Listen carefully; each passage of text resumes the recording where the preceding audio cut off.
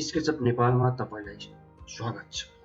आजको यस पाठमा हामी यो रेलिङ जुन हामी फिगरमा हेरौँ यो पार्ट हामी बनाउन गइरहेका छौँ।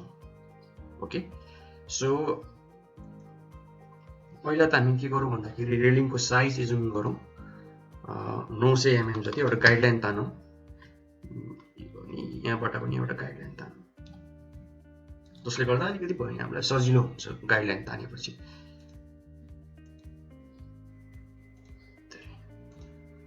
ओके, सो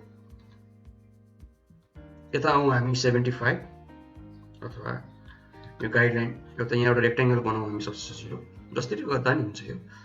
सो तल भ्यालु कन्ट्रोल बक्समा हामी हेर्न सक्छौँ सुरुको डाइमेन्सन हाम्रो चेन्ज भइरहेको छ। सुरुको डाइमेन्सन सपोज मानौँ 1580,100 एउटा रेक्टेंगल बन्यो। त्यसपछि यसलाई पुश गरौँ सपोज अहिलेको केसमा 50 mm। यसलाई 3 चोटि क्लिक गरौँ अनि राइट माउस क्लिक गरौँ, मेक ग्रुप, अनि यसलाई माथि लगाउँ। ठिक छ, अनि अलिकति यता राखौँ। अब तल यसको बेस पनि चाहियो, जस्तै गरी यो हामी माथिको बनायौँ। त्यसपछि यो भर्टिकल पनि चाहियो हामीलाई यो अडिनोको लागि। सो के गरौँ भन्दाखेरि नयाँ बनाउनु भन्दाखेरि यसलाई नै हामी के गरौँ, कपी गरौँ। रोटेट टुल एक्टिभेट भएको बेला अनि यहाँ जाउँ अनि कन्ट्रोल की दाबौँ, ठ्याक्कै 90 डिग्री गरिदिउँ। त्यसपछि यसलाई मुभ गरेर यहाँ ल्याउँ। त्यसपछि यसमा अलिकति चेन्ज गर्ने कुराहरू हामी गर्छौँ। नयाँ पनि बनाउन सकिन्थ्यो, तर नयाँ बनाउनु भन्दा एक्जिस्टिङ कुरालाई नै हामीले कपी गर्दा सजिलो हुन्छ। सो रोटेट टुलमा पनि हामी कपी गर्न सक्छौँ, बस तपाईले कन्ट्रोल की एकचोटि दाबेको हुनु पर्यो। त्यो प्लस सानो एउटा प्लस आइकन जस्तो आउँछ, त्यसले हामीलाई रोटेट टुलको रूपमा काम गर्छ। सो यो भयो, अनि यसलाई म के गर्छु, कपी गर्छु, फेरि कन्ट्रोल की दाबे अनि यसलाई टक्क पारेर यहाँ राखेँ। ठिक छ, सो ठिक छ, अलिकति यता ल्याउँ। फेरि के छ भन्दाखेरि हामी एक्ज्याक्ट फिगर जस्तो बनाउन सक्छौँ। यो माथिको पार्ट पनि, यो होरिजेन्टल पनि यहाँ एउटा छ। सो यसलाई हामी फेरि कपी गरौँ। ठिक छ, अब के छ भन्दाखेरि यो जुन छ यो भित्र छ। सो हामी यो फेस देखिरहेको छैनौँ नि। सो भ्यू मेन्युमा गएर फेस स्टाइलमा गएर एक्सरे सर्टकट बनाउँदा राम्रो हुन्छ। मेरो सर्टकट याक्स छ। अब यो यसलाई डबल क्लिक गरौँ। यो फेस हाम्रो क्लिक भइरहेको छैन र एक्सरे मेन्यु यदि इनेबल गर्छौँ भने त्यो फेस हामी सजिलै हामी त्यसलाई सिलेक्ट गर्न सक्छौँ। सो मेरो एक्सरेको सर्टकट चाहिँ याक्स भन्ने लेटर छ। सो आफ्नो सर्टकट कसरी बनाउने भनेर तपाईँ यदि कन्फ्युजमा हुनुहुन्छ भने स्केचअप एसेन्सियल सिरिजमा ट्युटोरियल छ, त्यो तपाईँ हेर्न सक्नुहुन्छ। How to make your own shortcut भनेर मैले ट्युटोरियल नै बनाएको छु। सो यो पार्ट एकदम सिम्पल छ। सो एउटा मैले फेरि अर्को रेक्टेंगल बनाएँ अनि यसलाई म कम्पोनेन्ट बनाउन चाहन्छु। ग्रुप अथवा कम्पोनेन्ट जे बनाए पनि हुन्छ, तर नाम चाहिँ युनिक हुनुपर्छ तपाईँको। अनि यसलाई के गर्छु, अब ध्यान दिएर हेर्नुहोस्, कपी गरेर टक्क पारेर यहाँ ल्याएँ। हरियो कलर छ, त्यो पनि विचार गर्नुपर्छ भन्नाले यत्तिकै कपी गरेर यहाँ राख्नु त्यति राम्रो मानिँदैन। कुनै पनि एक चिजमा कन्सिस्टेन्ट भएको राम्रो। ठिक छ, त्यसपछि मलाई बिचमा कतिवटा चाहियो, 4 डिभाइड इन्टर। 4 डिभाइड धेरै कम भयो, 5 डिभाइड आफै चेन्ज हुन्छ, 7 डिभाइड आफै चेन्ज हुन्छ। ओके, सो B4 बकेट गरौँ, यो पिक गरौँ। अब यो कम्पोनेन्ट भएको हुनाले भित्र गएर म मटेरियल अप्लाई गर्छु, सबैमा लागु हुने भयो। अनि यसरी यसरी यसरी यसरी।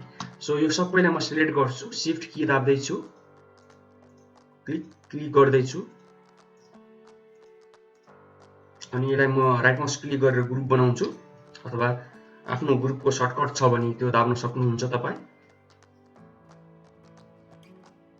ओके, सो हाम्रो रेलिङ बन्यो। पहिला हामी ढोका बनाउनतर्फ लागौँ। सो यो ढोका बनाइसकेपछि हामीले भित्रको हाम्रो कुनै भ्यू देखिँदैन। सो भित्रको ढोका चाहिँ नबनाउँदा पनि हुन्छ होला। सो रेक्ट्याङ्गल बनाऊ, यो कर्नर टु यो कर्नर। सो हामी यसलाई अफसेट गरौँ 50 नगरौँ 75 mm गरौँ। त्यसपछि यसलाई इरेज गरौँ। त्यसपछि यसलाई हामी पुश गरौँ 100 mm अनि यसलाई तलसम्म पुश गरौँ। 3 चोटि क्लिक गरौँ, ग्रुप बनाऊ। सो हाइड रेस्ट मोडल गरौँ, यसलाई इरेज गरौँ, ढोकालाई अलिकति भित्र लगाऊ। ओके, सो अब प्यानल बनाऊ। सो एउटा रेक्ट्याङ्गल बनाऊ, बिचमा मिड पोइन्टमा लाइन तानौँ। त्यसपछि क्लिक गरौँ, 3 चोटि क्लिक गरौँ, मेक ग्रुप बनाऊ अनि म यसलाई इन्डिभिजुअली एडिट पनि गर्न सक्छु। सो अहिलेको केसमा 25 mm। सो यसलाई अलिकति भित्र हामी मुभ गर्न चाहन्छौँ। अब यहाँ ढोकामा जुन डिजाइनहरू हुन्छ त्यो तपाईँ दिन सक्नुहुन्छ, र मलाई जहाँसम्म लाग्छ अहिलेको केसमा यसलाई 5 mm जति छोडौँ, म दिन त्यति रुचाउँदैन। ठिक छ।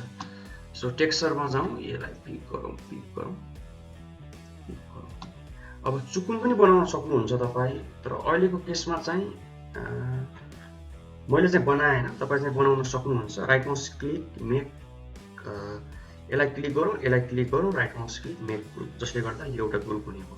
अहिले चाहिँ छुट्छ, right mouse click make group. Okay, edit मेन्युमा जान्छौँ, डिलिट गाइड गर्छौँ, फाइललाई सेभ गर्छौँ।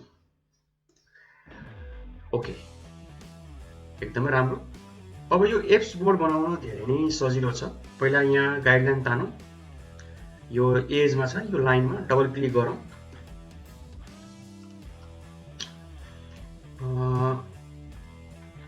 धेरै तरिकाहरू छ, एउटा राम्रो तरिकाबाट सोचिरहेको छु। यहाँ गरौँ,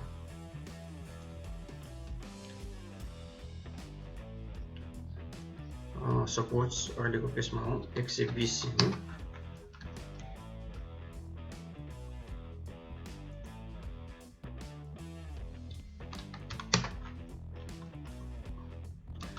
सो चाहिँ यो मेथड चाहिँ एकदम रिपिटेटिभ भएको हुनाले यो जुन स्टेप छ यो चाहिँ म भिडियो अलिकति फास्ट लग्छु।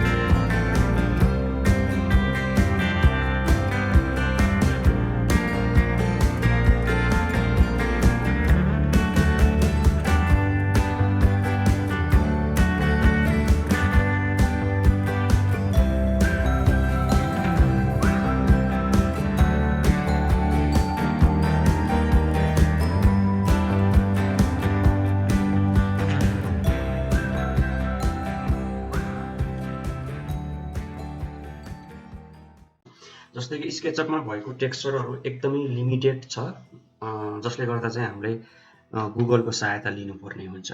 जस्तै कि पहिला त म यो ब्रिकको टेक्सचर ल्याउन चाहन्छु। कुन वेबसाइटमा जाने त? तपाईँ गुगलमा सर्च हान्न सक्नुहुन्छ अथवा cc0texture.com, जहाँ चाहिँ तपाईँ फ्रीली टेक्सचरहरू प्राप्त गर्न सक्नुहुनेछ। BRICK मैले सर्च हाने र मैले चाहिँ यहाँ यही वेबसाइटबाट सर्च गरेर ब्रिकहरू डाउनलोड गरेको छु। यसरी क्लिक गर्नु होला, यहाँ प्रिभ्यू हेर्न सक्नुहुन्छ। किनभने भोलिको दिनमा तपाईले रेन्डर गर्दाखेरि रियलिस्टिक ब्रिक युज गर्नको लागि तपाईलाई बम म्याप अथवा रिफ्लेक्सन म्यापहरू चाहिन्छ। सो यो वेबसाइटमा त्यो म्यापहरू छ। यहाँ तपाईँ 2K चाहियो कि 4K चाहियो कि 8K चाहियो क्लिक गर्नु होला, जिप फाइलमा डाउनलोड हुन्छ। सो मैले डाउनलोड गरेर डेस्कटपमा राखेको छु। जस्तै कि यो ब्रिक म युज गर्न चाहन्छु। ओके, सो पहिला म स्केचअपमा जान्छु। पहिला त के गर्छु, नयाँ टेक्सचर म बनाउन पनि सक्छु अथवा यसलाई पिक गर्छु। यसरी यहाँ हाइलाइट हुन्छ, एडिटमा जान्छु, यो जुन छ नि यो फोल्डर जस्तो आइकन, यसमा क्लिक गर्छु। ठीक छ, त्यसपछि मैले टेक्सचर कहाँ राखेको छु त्यहाँ ब्राउजमा जान्छु। त्यसपछि कुन युज गर्ने, यो कलर यो वाला युज गर्ने हैन। यसलाई जसलाई डिफ्युज पनि भन्छ अथवा कलर पनि भन्छ अनि ओके गर्ने, अटोमेटिकली रिप्लेस हुन्छ। एउटा तरिका यो भयो। त्यसपछि साइज हामी यहाँबाट चेन्ज गर्न सक्छौं। फेरि 1600 mm गरौँ। ओके, के फाइदा त यसरी टेक्सचर युज गरेको। भोलिको दिनमा यसलाई मैले रियलिस्टिक बनाउनु पर्यो भने बम म्याप युज गर्न सक्छु, जुन चाहिँ यहाँ छ डिस्प्लेसमेन्ट म्याप। यो म्याप युज गरे पनि यो ब्रिक चाहिँ रियलिस्टिक हुन्छ। नर्मल म्याप पनि छ, यसको रफनेस चाहिँ यहाँ छ।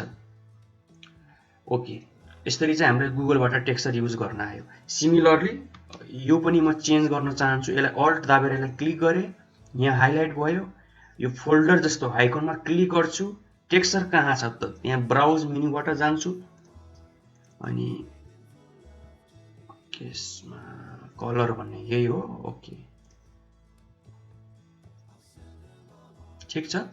त्यसपछि यो कंक्रीटको टेक्सचरलाई पनि म चेन्ज गर्न चाहन्छु त्यही म्यानरमा।